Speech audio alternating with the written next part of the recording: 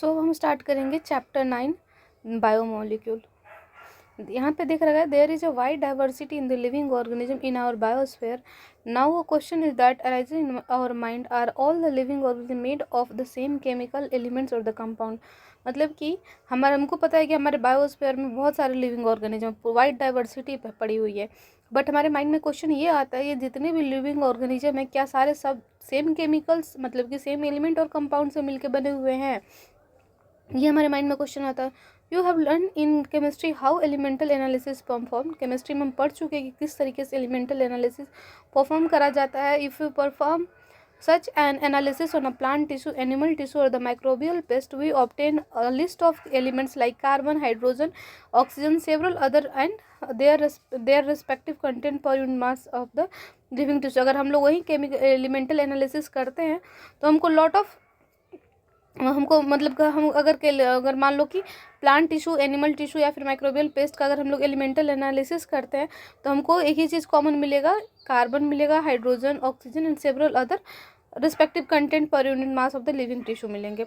If the same analysis is perform on piece of earth crust, अगर मान लो कि earth crust धरती का एक टुकड़ा भी लेके अगर हम लोग वही जो कि एक नॉन लिविंग का एग्जाम्पल है उसको भी अगर हम लोग उसका भी अगर एलिमेंटल एनालिसिस करते हैं तो वही सिमिलर लिस्ट ही हमको देखने मिलेगा। What are the difference between the two list, मतलब फिर डिफरेंस क्या हो जाता है दोनों लिस्ट में। In absolute terms no such difference could be made out, absolute term में देखा जाए तो कोई भी हमको डिफरेंस नहीं देखने को मिलेगा। All the elements present in a sample of earth crust are also present in sample of living tissue, मतलब कि जो भी एलिमेंट्स के सैंपल जो है अर्थ क्रस्ट में प्रेजेंट है वही सेम एलिमेंट्स वही सेम जो है अर्थ क्रस्ट उधर भी प्रेजेंट है।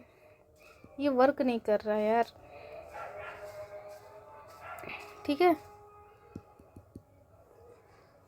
How a closer examination revealed that relative abundance of carbon, hydrogen with respect to other elements in higher in any living organism in earth crust, मतलब ये table में जो टेबल 9.1 है उसमें ये दे रखा है इसका analysis.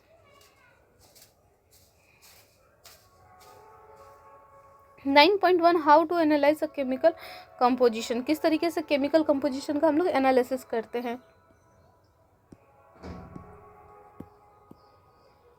We can continue asking in the same way that what a type of organic compounds are found in the living organism। हम इसी सेम क्वेश्चन को इसी तरीके से पूछ सकते हैं कि कौन से ऑर्गेनिक कंपाउंड जो है लिविंग ऑर्गेनिज्म में पाए जाते हैं। How does one go about finding to the answer, किस तरीके से कोई इस आंसर को निकाल सकता है। To get an answer one has to perform a chemical analysis, मतलब ये आंसर देने के लिए किसी को केमिकल एनालिसिस करना पड़ेगा। We can take any living tissue, vegetables or other vegetables or piece of liver and grind it in a trichloroacetic acid using a mortar and pestle। मतलब हम लोग कोई भी टिश्यू ले सकते हैं, कोई भी लिविंग टिश्यू ले सकते हैं, इधर वो वेजिटेबल का टुकड़ा हो सकता है या फिर कोई पीस ऑफ लीवर हो सकता है, ठीक है। और उसको ट्राइक्लोरोएसिटिक एसिड के साथ क्या करेंगे, ग्राइंड करेंगे with the help of mortar or pestle। We obtain a thick slurry if we were to sustain this through a cheesecloth or cotton। we would obtain 2 fractions। अगर मान लो कि जैसे कि हम लोग चाय बना के छानते हैं तो हमको एक चाय मिलता है, मतलब एक चाय जो हम बना लेते हैं और ऊपर में छन्नी में क्या होता है चाय पत्ती होता है, तो हमारे पास 2 चीज़ें मिल जाती हैं। उसी तरीके से जब इसको हम लोग क्या करते हैं स्लरी को ऑब्टेन करते हैं तो हमको 2 चीज़ क्लोथ से उसको मतलब छानते हैं तो हमको 2 चीज़ें मिलेंगी, 2 फ्रैक्शन मिलेंगे। एक को हम लोग बोलेंगे फिल्ट्रेट और मोर टेक्निकली एसिड सॉल्युबल पूल, और एक को बोलेंगे फिल्ट्रेट और एक जिसको मोर टेक्निकली कहा जाए तो एसिड सॉल्युबल पूल, और दूसरे को क्या बोलेंगे रिटर्टेंट और एसिड इनसॉल्युबल फ्रैक्शन, ठीक है। Scientist have found the thousands of organic compound in acid soluble pool, और जो एसिड सॉल्युबल पूल था, ठीक है, जो एसिड सॉल्युबल पूल जो कि फिल्ट्रेट है उसमें जो है साइंटिस्ट बहुत सारे क्या बोल सकते हैं बहुत सारे ऑर्गेनिक कंपाउंड्स उनको थाउजेंड्स ऑफ ऑर्गेनिक कंपाउंड उनको देखने मिला था, ठीक है। तो यहाँ पे वर्ड्स के थ्रू मतलब इंपॉर्टेंट क्या क्या चीज़ें देख सकते हैं कि ये क्वेश्चन यहाँ मतलब कि कौन कौन से लाइन से क्या क्या क्वेश्चन बन सकता है। तो ये कहाँ से आ सकता है कि जो दोनों यहाँ पे क्या सेम होगा यहाँ पे अर्थ क्रस्ट में जो अर्थ प्रेजेंट सैंपल है यहाँ पे, या फिर अलग अलग है? यहाँ से एक क्वेश्चन ये बन सकता है कि जो हमारा अर्थ क्रस्ट जो एक तरीके का नॉन लिविंग है वहाँ पे भी सेम एलिमेंट मिलेगा, और दूसरा जो हमारा क्या बोल सकते हैं, क्या था दूसरा, जो लिविंग ऑर्गेनिज्म हो गया उसमें भी, लिविंग ऑर्गेनिज्म का भी अगर केमिकल एनालिसिस करते हैं तो हमको कार्बन, हाइड्रोजन और बैकग्राउंड नॉइज जो आ रहा है उसको प्लीज़ इग्नोर कीजिएगा। अभी शादी वगैरह चल रहा है तो ये मतलब इसका कुछ मैं कर नहीं सकती है, ठीक है। और यहाँ पे दूसरा क्वेश्चन फिर यहाँ से आ सकता है कि जो हम लोग स्ट्रेन करते हैं, पहला तो जो भी हम लोग ये कौन से एसिड में लेते हैं, तो ये ट्राइक्लोरोएसिटिक एसिड, इसका फॉर्मूला ये भी मतलब ध्यान में रखिएगा। और ठीक है, ये हो गया। और दूसरा चीज़ कि हम लोग जब इसको मतलब छानते हैं और किस चीज़ के हेल्प से, तो चीज़ क्लॉथ और कॉटन, एंड उसमें क्या हमको मिलता है, तो एक मिलता है फिल्ट्रेट एंड दूसरा सेकेंड जो मिलता है रिटेंटेंट मिलता है। फिल्ट्रेट को हम लोग मोर टेक्निकली क्या बोलते हैं, एसिड सॉल्युबल पूल, एंड और रिटेंटेट को एसिड इनसॉल्युबल पूल बोलते हैं, एसिड इनसॉल्युबल फ्रैक्शन बोलते हैं, सॉरी, ठीक है। इसके अलावा ये लाइन याद रखिएगा कि जो साइंटिस्ट थे उनको थाउजेंड्स ऑफ ऑर्गेनिक कंपाउंड मिले किसमें, एसिड सॉल्युबल पूल में, ठीक है। यहाँ पे दो चीज़ें ध्यान में रखनी है, क्या कि थाउजेंड्स ऑफ ऑर्गेनिक कंपाउंड मिला था और किधर मिला था, तो एसिड सॉल्युबल पूल में मिला था। तो ये चीज़ें याद रखनी है, ठीक है। बाकी क्या होता है वो तो मतलब हम लोग समझ चुके हैं, ठीक है। अब नेक्स्ट पेज पे आ जाते हैं। इसके अलावा इस पेज पे कुछ नहीं है, मतलब आपको एक चीज़ें यहाँ से याद रखनी है, ठीक है, कि क्या मिलता है, तो दोनों सेम हो गया, दोनों में ही सेम मिलेगा, हमको देखने को मिलेगा कि यहाँ पे एक लाइन जो था, ठीक है, आप देख लीजिएगा पढ़ के कहाँ पे है। और इसके बाद ये वाला 9.1 में हमको याद रखना है कि जो कोई भी टुकड़ा अगर लिविंग का हम लोग एनालिसिस करते हैं, केमिकल एनालिसिस करते हैं, तो हमको दो फ्रैक्शन मिलता है, उसको जब छानते हैं तो एक जिसको कि फिल्ट्रेट बोलेंगे, दूसरे को रिटेंटेट बोलेंगे। और फिल्ट्रेट को मोर टेक्निकली एसिड सोल्युबल पूल और रिटेंटेट को एसिड इनसॉल्युबल फ्रैक्शन बोलते हैं। नेक्स्ट पेज पे आते हैं। In higher classes, you will learn about how to analyze a living tissue.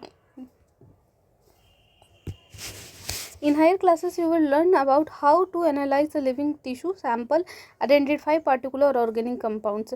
Higher classes में हमको देखने मतलब कि हमको सीखने मिलेगा किस तरीके से लिविंग टिश्यू का हम लोग एनालिसिस कर सकते हैं और उनमें पार्टिकुलर ऑर्गेनिक कंपाउंड को किस तरीके से आइडेंटिफाई कर सकते हैं। It will suffice to say here that one extract the organic compound, then subject the extract to various separation technique till one has separated a compound from all other compound। मगर मान लो कि कोई यहाँ पे हम लोग ऐड ऑन करेंगे कि अगर कोई एक है जो कि ऑर्गेनिक कंपाउंड को एक्सट्रैक्ट कर रहा है, तो उसमें बहुत सारे टेक्निक्स अप्लाई करने पड़ेंगे जब तक से कि उसमें जितने भी अदर कंपाउंड्स हो वो सारे के सारे एक्सट्रैक्ट ना हो जाए। In other words one isolate and purify a compound. अगर कोई आइसोलेट करता है या फिर किसी कंपाउंड को प्योरीफाई करता है, analytical techniques when apply to compound give us an idea of molecular formula and the probable structure of the compound. मतलब अगर हम लोग कोई कंपाउंड को आइडेंटिफाई और प्योरीफाई या फिर आइसोलेट करते हैं तो और फर्दर उसका केमिकल एनालिसिस करते हैं, देन हमको उसका क्या पता चलेगा, मॉलिक्यूलर फार्मूला और उसका जो भी फीचर है वो सब हमको पता चलेगा, ठीक है। सॉरी, ये पता नहीं क्यों आज काम ही नहीं कर रहा है।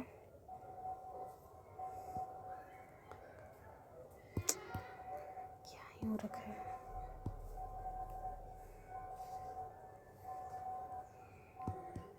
ठीक है, all the carbon compound that we obtain get from all the carbon compound that we get from the living tissue are called biomolecule. जो भी हम लोग कंपाउंड्स लिविंग टिश्यू से मिलेंगे वो उन सबको क्या बोलेंगे, बायोमोलिक्यूल बोलेंगे। However living organism have also got inorganic elements and compounds in them. इसके अलावा भी जो लिविंग ऑर्गेनिज्म है उनमें क्या होगा, इनऑर्गेनिक एलिमेंट्स कंपाउंड्स भी होगा। How do you know this, किस तरीके से हम ये मतलब पता लगाएंगे। A slightly difference but a destructive experiment has to be done. इसे थोड़ा सा डिफरेंट बट एक डिस्ट्रक्टिव एक्सपेरिमेंट किया जाएगा। One way a small amount of living tissue से अ लीफ और लीवर एंड दिस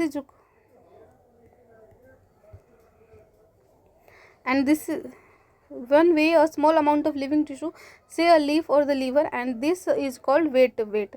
ठीक है, मान लो कि अगर कोई हम लीफ या फिर लीवर या फिर कोई मतलब टिश्यू लेते हैं, ठीक है, और उसमें वाटर कंटेंट है तो इसको क्या बोलेंगे, वेट बोलते हैं। एंड फिर उसको फर्दर ड्राई कर लेंगे, ऑल द वाटर इवेपोरेट, जिसमें जो भी उसमें वाटर होगा वो क्या हो जाएगा, इवेपोरेट हो जाता है। The remaining material gives dry weight, और जो बाकी जो बच जाता है, मतलब कि कोई हम लोग टिश्यू लिए उसमें क्या होगा, उसमें वाटर कंटेंट भी होता है, तो उसके साथ वाटर कंटेंट के साथ उसको हम लोग क्या बोलते हैं, वेट बोलते हैं। और फर्दर उसको अगर हम लोग ड्राई कर लेते हैं देन उसको क्या बोलेंगे, उसमें जो भी वाटर होगा वो इवापोरेट हो जाता है और उसको फिर बोलते हैं हम लोग ड्राई वेट। ठीक है, now if tissue is fully burnt, further अगर हम लोग टिश्यू को पूरी तरीके से जलाते हैं, all the carbon compound are oxidise, जितने भी कार्बन कंपाउंड्स होते हैं सब ऑक्सीडाइज होकर गैसियस फॉर्म में आ जाते हैं, CO2 और जो वाटर वेपर का फॉर्मेशन होता है, एंड आर रिमूव, फर्दर उसको हम लोग रिमूव कर लेते हैं। What is remaining is called ash, फिर अगर जलाने के बाद क्या बचता है, मान लो कि सिंपल एग्जांपल देखे होगे कि कहीं पे भी ये पत्ता वगैरह को जलाया जा रहा है, सूख जाते हैं पत्तल तो बहुत ज़्यादा टूट जाता है, बहुत सारे पेड़ के नीचे नहीं, तो उसको जला दिए जाते हैं, तो क्या बच जाएगा, तो सिंपल एस बच जाएगा। This S contains inorganic elements like calcium, magnesium etcetera, और ये जो एस होगा इसमें क्या क्या होगा, कैल्शियम होगा, मैग्नीशियम होगा। ठीक है, inorganic compound like sulphate, phosphates are also seen in acid soluble fraction. इसके अलावा इनऑर्गेनिक कंपाउंड्स एसिड्स कौन कौन से सल्फेट्स हो गए, फॉस्फेट हो गए, ये भी हमको एसिड सॉल्युबल फ्रैक्शन में देखने को मिलेगा। तो यहाँ से भी क्वेश्चन बन सकता है कि मतलब कि तुमको दे देगा कि acids insoluble fraction compound like sulphate and phosphate are found in which of the following fraction, acid soluble fraction और एसिड इन सॉल्युबल फ्रैक्शन। तो यहाँ पे ये ध्यान रखना कि एसिड सॉल्युबल फ्रैक्शन में वो देखने को मिलता है। ठीक है, therefore elemental analysis gives elemental composition of the living tissue. इस वजह से जो एलिमेंटल कंपोजिशन है लिविंग टिश्यू का वो क्या बनाता है, एलिमेंटल एनालिसिस जो होता है, एनालिसिस के थ्रू हमको लिविंग टिश्यू का एलिमेंटल कंपोजिशन पता लग जाता है, जो कि in the form of hydrogen, oxygen, chlorine, carbon. ठीक है, while analysis for the compound give us an idea of the kind of the organic and inorganic constituent present in the living tissue. और इसके अलावा उसका analysis compound का करते हैं तो हमको किस तरीके का ऑर्गेनिक और इनऑर्गेनिक कंपाउंड है वो भी हमको उस टिश्यू में पता लग जाता है। From a chemistry point of view, chemistry के पॉइंट ऑफ व्यू से one can identify functional group like aldehyde, ketone, aromatic compounds. ठीक है, क्या बोल सकते हैं, सॉरी कहाँ गया, केमिस्ट्री पॉइंट ऑफ व्यू से हम क्या आइडेंटिफाई कर सकते हैं, जो भी फंक्शनल ग्रुप्स हो गए जैसे एल्डिहाइड, कीटोन, उस कंपाउंड में जो भी हम लोग लिविंग टिश्यू का जो मतलब एनालिसिस कर रहे हैं एलिमेंटल, उसमें एलिमेंटल एनालिसिस जो कर रहे हैं उसमें कौन कौन से ऑर्गेनिक कंपाउंड्स है, ऑर्गेनिक कंपाउंड बोले तो कौन कौन से, फिर फंक्शनल ग्रुप ही चेक करेंगे ना, एल्डिहाइड, कीटोन, एरोमेटिक कंपाउंड कौन कौन से पाए जा रहे हैं तो वो चेक कर लेंगे। But from a biological point of view, but अगर हम लोग बायोलॉजिकल पॉइंट ऑफ व्यू की बात करें तो हम उसमें classify into amino acid, nucleotide, bases, fatty acid में उसको क्या करेंगे, क्लासीफाई करेंगे। तो ये चीज़ भी अगर तुम हो तो ध्यान रख लेना कि क्या कर सकते हैं कि एलिमेंटल कौन सा, अगर मतलब कि केमिस्ट्री पॉइंट ऑफ व्यू से देख रहे हैं तो क्या क्या हमको देखना है, और बायोलॉजी के पॉइंट ऑफ व्यू से देखना है तो हमको क्या क्या देखना है। ठीक है, यहाँ पे हाईलाइट में कर दे रही हूँ, एक हो गया यहाँ पे केमिस्ट्री पॉइंट ऑफ व्यू और दूसरा क्या होगा वो बायोलॉजिकल पॉइंट ऑफ व्यू। चल ही नहीं रहा है यार,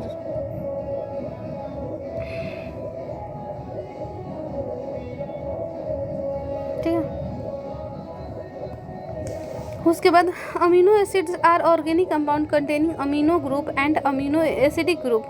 अमीनो एसिड क्या होता है, ऑर्गेनिक कंपाउंड्स होते हैं। एक नया हेडिंग मतलब स्टार्ट कर दो, अमीनो एसिड यहाँ से पढ़ेंगे अमीनो एसिड क्या होता है, फिर उसके बाद ठीक है, amino acid are the organic compound containing amino group and acidic group as a substituent on the same carbon that is alpha carbon.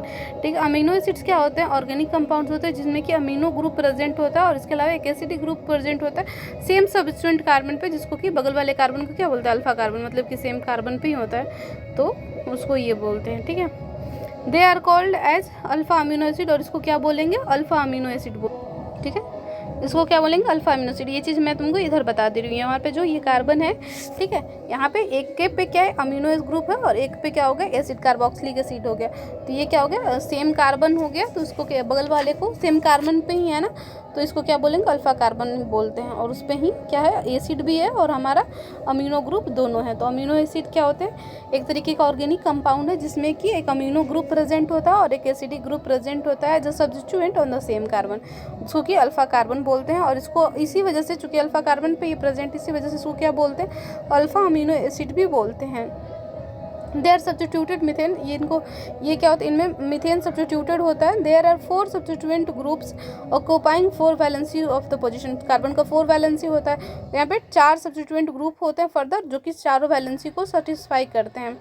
These are hydrogen, पहला क्या हो गया, हाइड्रोजन हो गया, ठीक है। दूसरा कार्बोक्सिल ग्रुप एंड फिर अमीनो ग्रुप एंड फिर एक होता है वेरिएबल ग्रुप, जिसको कि हम लोग आर ग्रुप से ये डेजिनेट करते हैं, मतलब डिनोट करते हैं, ठीक है। Based on the nature of R group are many type of amino, चूँकि आर जो होता है, बाकी सब तो फिक्स है ना, हाइड्रोजन भी हमारा फिक्स है, ठीक है, हाइड्रोजन भी फिक्स है, कार्बोक्सिल ग्रुप और अमीनो ग्रुप भी फिक्स है। ये क्या है, बस एक ही तो वेरिएबल ग्रुप है ना जिसको कि आर ग्रुप बोल रहे हैं, तो इसके बेसिस पे ही क्या होगा, ये मतलब कि मेनी बहुत तरीके के यहाँ पे हमको आर ग्रुप देखने को मिलते हैं, ठीक है। तो ये क्वेश्चन भी यहाँ से आता है कि जो मतलब कि किसके बेसिस पे है, मतलब अमीनो एसिड के बहुत सारे टाइप्स होते हैं, तो वेरिएबल आर ग्रुप के, क्योंकि बाकी सारी चीज़ें तो जो है वो तो फिक्स है ना, ठीक है। However those which occur in a proteins are only of 20 types, बल्कि जो प्रोटीन्स होते हैं हमारे नेचर में, वो कितने टोटल होते हैं, 20 टाइप्स के होते हैं, ठीक है। The R group of in this proteinaceous amino acid could be, the R group in this proteinaceous amino acid could be a hydrogen amino acid, जिसको कि अगर मान लो कि आर ग्रुप चूंकि वेरिएबल है, तो आर ग्रुप की जगह क्या होगा, मान लो सिर्फ हाइड्रोजन ही हो तो उसको क्या बोलेंगे, गैलेसिन बोलेंगे। अगर मान लो हमें मिथाइल ग्रुप है तो उसको अलानिल बोलेंगे। अगर हाइड्रोक्सिल मिथाइल है तो उसको सेरीन बोलेंगे। And these are the 20 e are shown in the figure 9.1। Figure 9.1 में ये सारे शो किए गए हैं। कौन सा फिगर है, हाँ ये वाला, ठीक है। यहाँ पे दे रखा है, अगर ग्लाइसिन बोल रहा है, अगर यहाँ पे हाइड्रोजन है, सॉरी यहाँ पे अगर हाइड्रोजन है तो उसको क्या बोलेंगे, ग्लाइसिन बोलेंगे। अगर CH3 ग्रुप प्रेजेंट है तो उसको अलानिन बोलेंगे। अगर hydroxy amino alkyl hydroxy group है, यहाँ पे क्या दे रखा था, हाइड्रोक्सिल मिथाइल दे रखा है, हाइड्रोक्सी मिथाइल अगर है तो उसको क्या बोलेंगे, सेरीन बोलेंगे, ठीक है।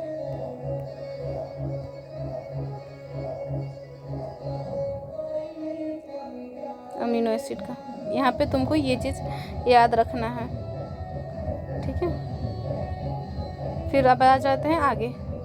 The chemical and physical property of amino acids are essentially the amino carboxyl and R function group, ठीक है। जो केमिकल और फिजिकल प्रॉपर्टी होगा इसेंशियली किस चीज़ पे डिपेंड होगा, अमीनो और कार्बोक्सिल और आर फंक्शनल ग्रुप पे। Based on the number of amino and carboxyl group there are acidic, मतलब किस चीज़ पे बेस पे, अमीनो ग्रुप और कार्बोक्सिल ग्रुप के बेसिस पे, अमीनो ग्रुप और कार्बोक्सिल ग्रुप के बेसिस पे देयर आर के बेसिस पे यार ये एसिडिक हो सकते हैं, ठीक है। एसिडिक में ग्लूटामिक एसिड का एग्जांपल दे रखा है। बेसिक हो सकते हैं जिसमें लाइसिन हो, बेसिक में क्या हो गया, लाइसिन का एग्जांपल दे रखा है। न्यूट्रल हो सकते हैं, न्यूट्रल में क्या होगा, वैलिन का एग्जांपल दे रखा है अमीनो एसिड का, ठीक है। ये किसके बेसिस पे है ये याद रखना, यहाँ से 2-3 क्वेश्चन बन सकते हैं यहाँ से, ठीक है। पहला कि किसके बेस पे, number of the amino and carboxyl group के बेसिस पे एसिडिक होंगे, तो एसिडिक का एग्जांपल ग्लूटामिक एसिड हो गया, बेसिक का एग्जांपल लाइसिन हो गया और न्यूट्रल का एग्जांपल वैलिन हो गया। इसमें मैच ऑफ द फॉलोइंग भी आ सकता है इससे, ठीक है। There are aromatic amino acids के अलावा एरोमेटिक अमीनो एसिड भी होते हैं, जिसको कि ये हो गए, यहाँ से ये भी आ सकता है कि एरोमेटिक क्या बोल सकते हैं, एरोमेटिक अमीनो एसिड का एग्जांपल बताओ, तो वो क्या हो गया, टायरोसिन हो गया, फिनाइलएलानाइन, ट्रिप्टोफैन हो गया।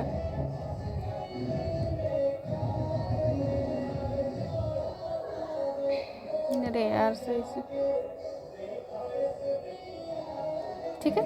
A particular property of the amino acid, particular property of the amino acid is ionizable nature and NH2CH2 group of the NH2 and CH2 CO मतलब कार्बोक्सिल ग्रुप, ठीक है। पर्टिकुलर इसका प्रॉपर्टी क्या होता है कि आयोनाइजेबल नेचर के होते हैं because of NH2 and COOH group. Hence in solution different pH the structure of amino acids are change. इस वजह से चूंकि आयोनाइजेबल नेचर क्या है ना, इसके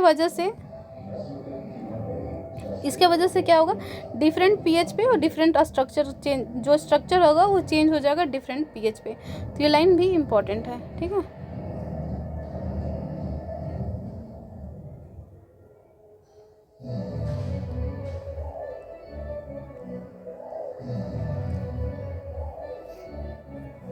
तो ये स्ट्रक्चर हो गए जिसको कि ज्यूटर आयनिक फॉर्म भी बोलते हैं।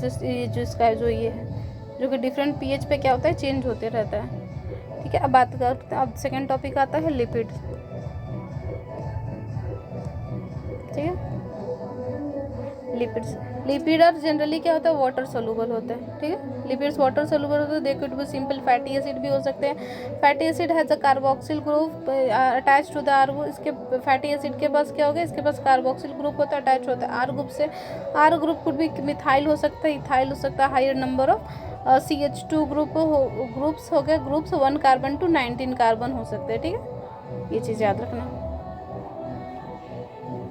फॉर एग्जाम्पल पाल्मिटिक एसिड के पास क्या होता है, पाल्मिटिक एसिड के पास 16 कार्बन होते हैं इंक्लूडिंग कार्बोक्सिल कार्बन, ठीक है। आर्कनोनिक हेड्स के पास तो कितना 20 कार्बन होता है, एटम इंक्लूडिंग कार्बोक्सिल ग्रुप हो गए, ठीक है। फैटी एसिड जो होते हैं, फैटी एसिड क्या होते हैं, और सैचुरेटेड हो सकते हैं, सैचुरेटेड विदाउट डबल बॉन्ड, और अनसैचुरेटेड भी हो सकते हैं विथ डबल बॉन्ड।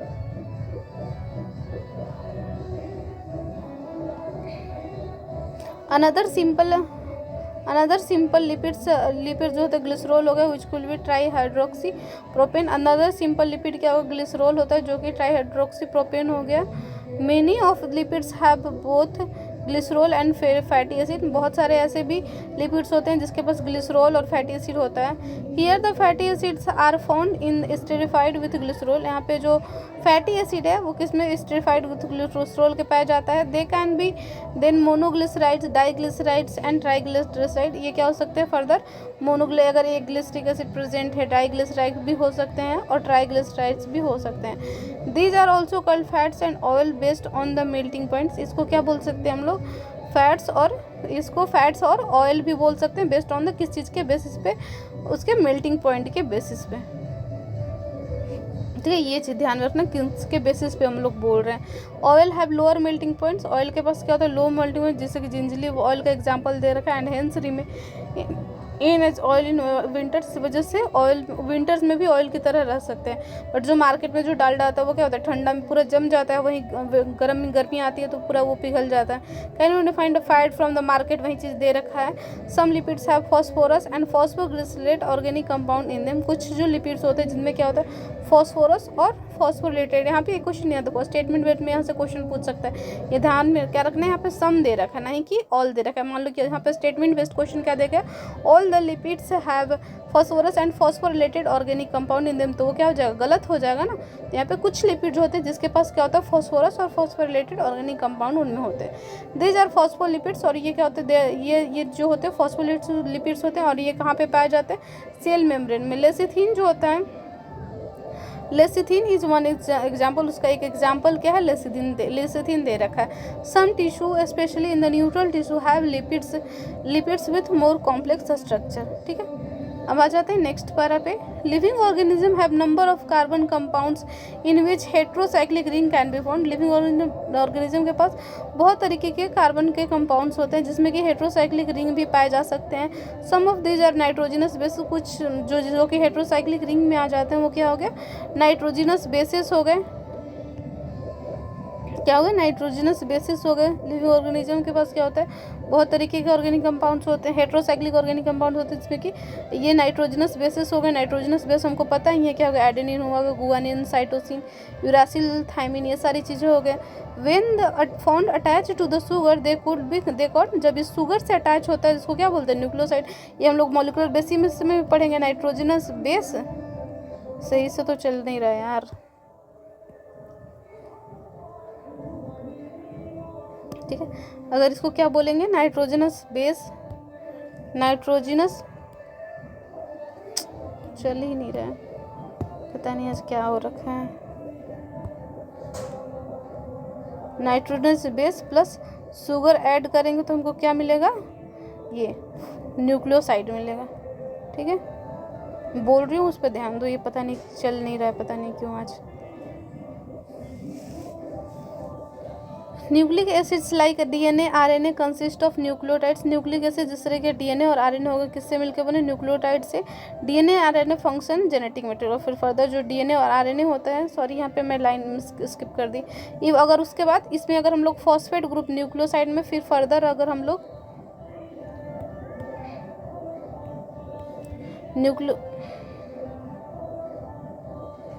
न्यूक्लियोसाइड में फर्दर अगर हम लोग इसमें फॉस्फेट ग्रुप भी ऐड कर देते हैं तो हमको क्या मिल जाता है, न्यूक्लियोटाइड मिल जाता है। वही नेक्स्ट लाइन में दे रखा है, ये पूरा उधर मॉलिक्यूलर बेसिस वाले चैप्टर में भी ये पूरा पारा आएगा। ठीक है, न्यूक्लियोटाइड अगर उसमें फॉस्फेट ग्रुप ऐड कर देना है तो उसको क्या बोलेंगे, न्यूक्लियोटाइड बोलेंगे। और उसको फिर फर्दर क्या बोलेंगे, adenosine, guanosine, thymidine, uridine, cytidine, nucleoside, adenylic. ठीक है, adenylic acid, thymidylic, guanylic acid, cytidylic acid, uridylic acid, and ये सब क्या तरह हो गए, ये न्यूक्लियोटाइड्स के एग्जाम्पल हो गए। और वो फर्दर क्या था, न्यूक्लियोसाइड। मतलब कि देखो पहले तुमको बता रखा है कि हम लोग नाइट्रोजनस बेस और शुगर ऐड करेंगे तो हमको क्या मिलेगा, न्यूक्लियोसाइड मिलेगा। और फिर फर्दर उसमें फॉस्फेट ग्रुप ऐड करेंगे तो न्यूक्लियोटाइड मिलेगा। न्यूक्लियोसाइड का एग्जांपल पूछे तो तुम्हारे लिए हो जाएगा adenosine, guanosine, thymidine, uridine, cytidine. ये सारे के सारे क्या हो गए, न्यूक्लियोटाइड्स हो गए, सॉरी न्यूक्लियोसाइड्स हो गए। और बाकी जो न्यूक्लियोटाइड का अगर एग्जांपल पूछे, adenylic acid, thymidylic acid, guanylic acid, uridylic acid, cytidylic acid, ये सारे के सारे क्या हो गए, न्यूक्लियोटाइड्स हो गए।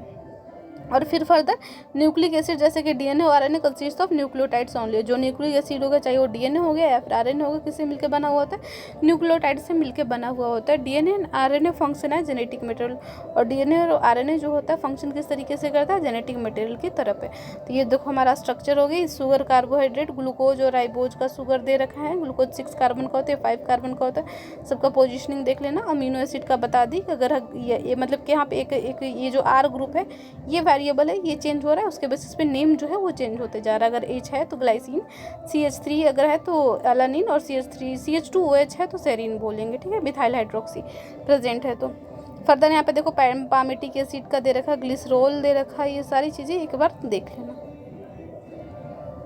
ठीक है, ये सारा मतलब आ जाता है मैच ऑफ द फॉलोइंग में। और यहाँ पे देखो नाइट्रोजनस बेसिस दे रखा है न्यूक्लियोसाइड, और नाइट्रोजन पहले ये दे रखा है नाइट्रोजनस बेसिस एडेनिन जो कि एक तरीका प्यूरिन हो गया, और यूरासिल का पैरामिडिन का एग्जाम्पल दे रखा है। ठीक है, फर्दर यहाँ पे दे रखा है न्यूक्लियोसाइड और न्यूक्लियोटाइड का एग्जाम्पल। न्यूक्लियोसाइड हम लोग कब बोल रहे हैं, जब ये शुगर, और इस शुगर में कौन सा, इस शुगर के साथ अगर हम लोग बेसिस ऐड कर दे रहे हैं, नाइट्रोजनस बेसिस ऐड कर रहे हैं, जैसे यहाँ पे एडेनिन ऐड हुआ है, यहाँ पे यूरासिल ऐड हुआ है, तो ये ऐड होने के बाद उसको हम लोग क्या बोल रहे हैं, न्यूक्लियोसाइड। और इसके अलावा इसमें फॉस्फेट ग्रुप ऐड कर दे रहे हैं, जैसे कि देखो यहाँ पे एडेनिन है, इसमें फॉस्फेट ग्रुप नहीं है, अब इसमें क्या कर दिए हम लोग, फॉस्फेट ग्रुप ऐड कर दिए, तो इसको क्या बोलते हैं, न्यूक्लियोटाइड बोलते हैं, जो कि एडेनिलिक एसिड हो गया। और यहाँ पे फैट और ऑयल लिपिड का ये लेसिथिन का स्ट्रक्चर हो गया, और ये क्या होगा, कोलेस्ट्रॉल का एग्जाम्पल हो गया। तो ये स्ट्रक्चर भी आते हैं। ठीक है, और ये सब याद होने चाहिए। पामेटिक एसिड होगा जो कि एक तरीके का फैटी एसिड होता है। ठीक है, और यहाँ पे ग्लिसरॉल का स्ट्रक्चर दे रखा है।